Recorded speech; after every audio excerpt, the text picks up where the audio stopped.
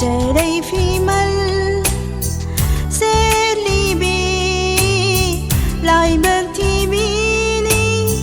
imani trời đây phi mân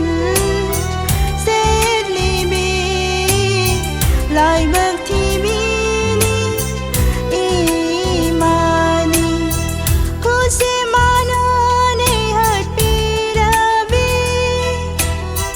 खुद से माना नहीं हट पीरा भी खुद से माना नहीं हट पीरा भी खुद से माना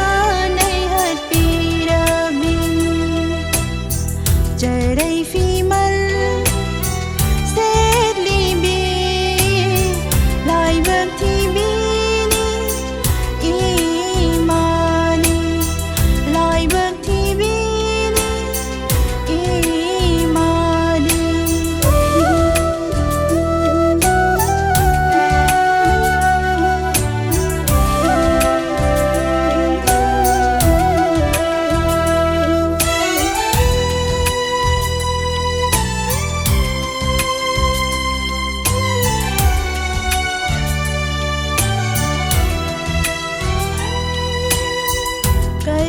kau thogli mana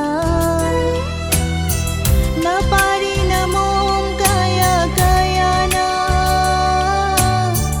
karigi kau thogli mana na pari na mom kaya kaya na ahing ming sil khang du na urak warak